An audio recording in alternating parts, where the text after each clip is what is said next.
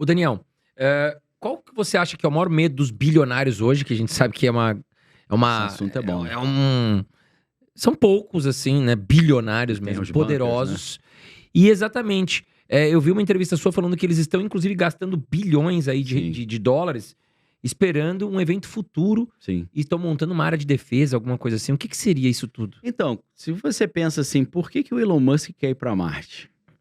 Qual é a motivação? Qual que é a urgência? O que justifica isso?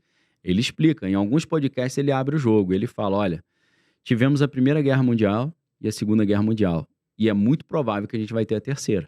Só que a terceira não vai ser com balas e tiros normais, vai ser com armas atômicas. E uma arma atômica, ela pode gerar um chamado evento geofísico catastrófico, porque uma guerra nuclear, ela pode gerar um negócio que o pessoal chama de inverno nuclear.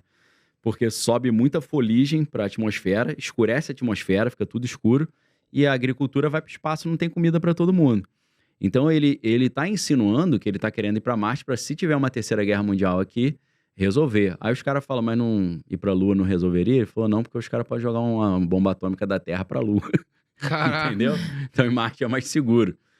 Então ele está se preparando para isso. E não só isso, ele fala sobre as pequenas eras do gelo. E ele fala, ao contrário, está todo mundo falando do aquecimento global, a gente está indo para uma era em que o mundo vai esfriar. O Donald Trump está falando isso há muito tempo. Os caras estão falando para ele, precisamos lutar contra o aquecimento global. Ele fala, vai esfriar, meu amigo, não vai esquentar não. O cara, gostaria que a ciência embasasse essa tua opinião. Ele fala, a ciência não sabe nada disso que eu estou falando, infelizmente. Porque o que a gente está vendo é o seguinte, você tem um aquecimento, né? Esses eventos geológicos chamam dryas recentes, para quem quiser pesquisar, né? Ou veja as entrevistas com o Elon Musk. Se você colocar no YouTube, por exemplo, Elon Musk, Ice Age, Era do Gelo, e você entender inglês, você vai pegar isso, tá? Você vai ver tudo que ele está falando. E é ele que está falando, não sou eu. Estou só explicando o que ele está dizendo. A ideia é a seguinte, você tem um aquecimento global, derrete as calotas polares jogam água gelada e doce dentro do mar, isso rompe as correntes marítimas, e a corrente marítima do Atlântico, né, que em inglês é uma sigla que eles chamam AMOC, A-M-O-C, essa corrente marítima sendo destruída, traz como se fosse uma era do gelo, a Europa fica toda congelada, o norte dos Estados Unidos também, e a produção de alimento no planeta Terra fica bem reduzida, e com um planeta com quase 8 bilhões de pessoas, não vai ter comida para todo mundo, teria uma guerra de todos contra todos ali pela comida, né? Então, são esses tipos de eventos que eles estão prevendo. Nesse caso da disrupção das correntes marítimas, eles dizem que é um evento de mais longo prazo, que só poderia acontecer isso em 2100. Mas teve um artigo acadêmico da Nature, na verdade é da Nature Communications. Se você colocar Nature Communications AMOC no Google, você vai achar esse artigo acadêmico, que é de 2023, em que eles expõem um debate entre geólogos que eles falam que essa próxima era do gelo que vem com a disrupção das correntes marítimas do Atlântico pode acontecer em 2100 ou já a partir de 2025. Tem um debate se pode acontecer ou não. Só que aí o problema é o seguinte, às vezes isso que vai acontecer só em 2100 ou em 2150, 2200, é acelerado por uma terceira guerra mundial. Entendeu? Esse que é o problema. Pode acontecer de uma hora para outra. Além disso, a gente tem o Bill Gates tentando conter o aquecimento global, lançando partículas na atmosfera para escurecer a atmosfera. Isso tem um problema muito complicado, porque se der errado, pode escurecer tudo e acabar com a agricultura. Esse é o plot, né, o enredo do filme Expresso...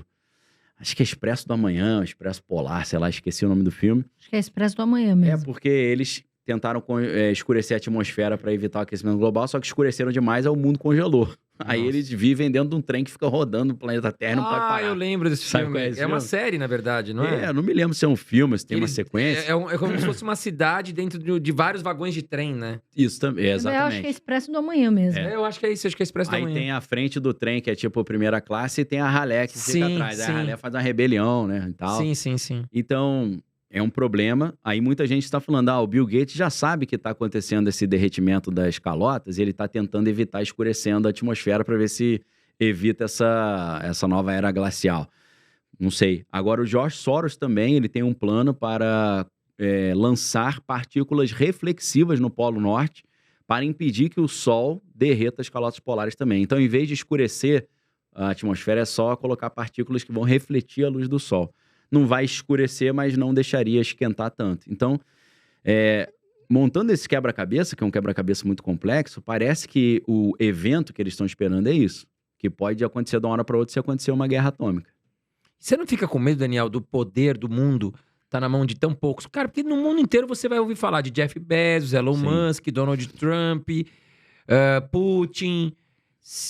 A gente não tá com um sério problema? Uma concentração de poder. Uma concentração de poder muito também. grande? Sim. Eu não fico com medo porque, para mim, isso tudo já estava na Bíblia e minha fé está em Cristo. Né? Eu entreguei minha vida ao Senhor confiando que, naquilo que ele diz no livro do Apocalipse, quem crê em mim será livre da grande provação que está para vir sobre o mundo. Então, assim, eu nem... Às vezes eu até me empolgo, né? Porque eu tô vendo a Bíblia ser cumprida diante dos meus olhos e eu falo o que a Bíblia diz pro verdadeiro cristão falar nesse caso, que é Maranata, hora venha logo o Senhor Jesus, né? Que se cumpra logo a tua promessa. Então, Jesus promete que os seus serão guardados e tal, então eu confio nisso. Mas eu acho que a maioria das pessoas ainda não percebeu isso. Que realmente, o Elon Musk, principalmente, ele concentrou uma quantidade de poder muito grande na mão de uma única pessoa. Porque os foguetes da SpaceX, para serem operados, precisaram de autorização do Exército Americano e do Pentágono, porque eles têm a mesma estrutura de um míssil balístico intercontinental, que é aquele que transporta ogivas nucleares. Se você troca a ponta do foguete da SpaceX, ele vira uma bomba atômica nuclear, né? Então, assim, ele já tem... Vamos supor que começa uma guerra agora entre Estados Unidos e Rússia. Todos os foguetes da SpaceX podem ser rapidamente transformados em ogivas nucleares, entendeu? Então, ele tem um arsenal de ogiva nuclear já pré-pronta, já na mão dele. Além disso, ele tem a maior constelação de satélites do planeta Terra, que é usada pelas agências de inteligência para espionar o mundo inteiro.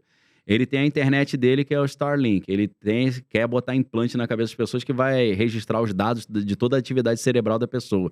Ele tem os carros elétricos da Tesla. Ele tem a empresa que fabrica túneis lá, ou talvez bases subterrâneas, que é a The Boring Company, que agora acabou de criar o Cybertunnel. Quem comprar um Cybertruck vai ter direito a usar os túneis subterrâneos para poder cortar o trânsito nos Estados Unidos agora, né? Que loucura, então, cara. assim, é muito poder na mão do cara, né? Ele tá mandando os equipamentos bélicos da Space Force pro espaço, e agora ele tá juntão com o Donald Trump lá, os dois estão juntos, o Trump abençoando esses projetos dele. Então, realmente é muito poder na mão de uma pessoa. Se ele acordar um dia com o pé esquerdo e quiser prejudicar muito a humanidade, ele prejudica, né? Nossa. Eu vejo que o Trump também me passa uma imagem de... Antes de ter as eleições, eu vi uma série, você também, que eu vi você até comentar, que é aquela Epstein. Sim. Né? E ali tem algum trecho que, não sei se foi para prejudicar o Trump, provavelmente por trás ali deve ter um motivo, que fala que o Trump ia naquela ilha, enfim, onde tinham as meninas, as crianças, enfim, tal. Mas o Trump, ele me passa uma imagem de ter um certo poder, assim, não só um poder de dinheiro, mas como se fosse um poder espiritual, Sim. de poder ter um controle maior. Sim. Não sei se você sente Claro. isso. Eu creio piamente nisso. Você vê... aquele laranja, né, meu? Alguma coisa tem ali. Você vê pela postura dele. Isso. Ele anda sempre com o nariz empinado, ele abraça e ri, mas você vê que ele olha pros outros, acha que o outro é um lixo, entendeu?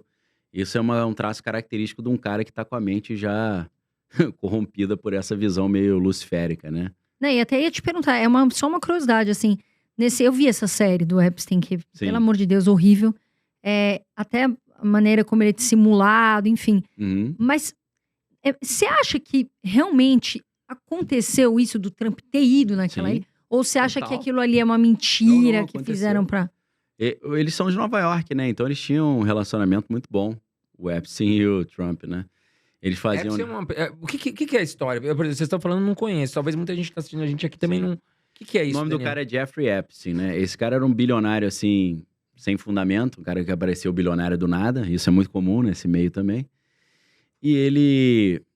Eu vou contar uma história parecida com a dele, que é outra série da Netflix, que é O Espião, que é com Sacha Baron Cohen. É uma história 100% baseada em fatos reais, que conta a história de outro Cohen, que é o Eli Cohen, ou em hebraico Eli Cohen, né? Para falar certo o hebraico.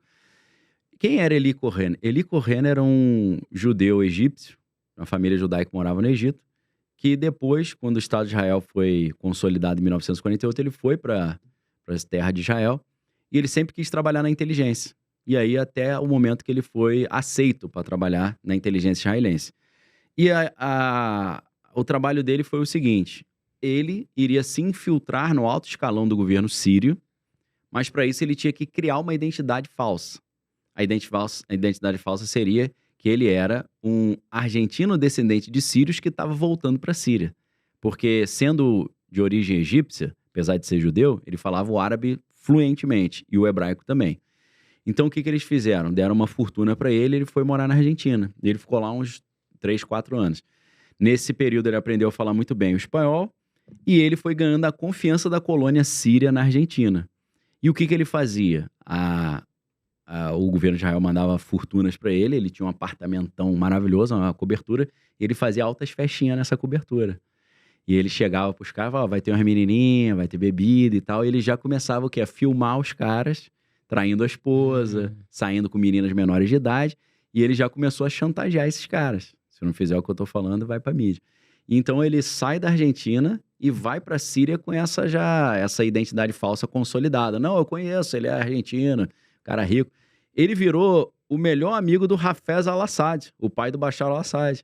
E eles faziam essas festas lá com as meninas, muitas vezes menor de idade, e ele filmava tudo. Ele começou a fazer o que o Jeffrey Epstein fazia na sua ilha sinistra lá. Secreta, né? Ele fazia isso, ele levava a galera da elite pra lá como um bilionário no avião dele.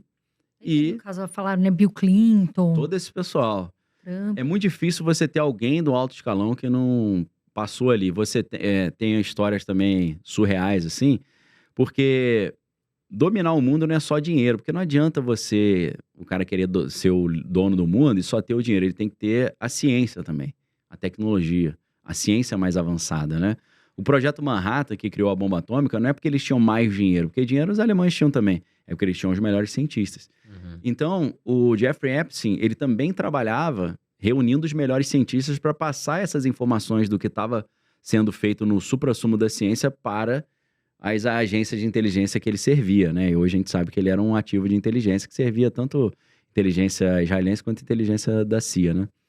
Então, o que ele fazia? Ele fazia eventos científicos na ilha também, e ele levava, por exemplo, Kip Thorne, que é ninguém conhece, que é um vencedor do Prêmio Nobel, um dos físicos mais brilhantes, que era o grande amigo do Stephen Hawking. Stephen Hawking era aquele cientista da cadeira de roda, né? Que Sim. tinha aquela doença degenerativa. Tem um filme incrível dele.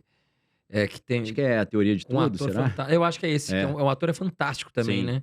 Mas é esse filme, Então. Teoria de Acho que é a Teoria de Tudo, né? Tudo. Se eu não tô Isso enganado. é um filme incrível esse filme. Então, o Stephen Hawking era um cara tarado.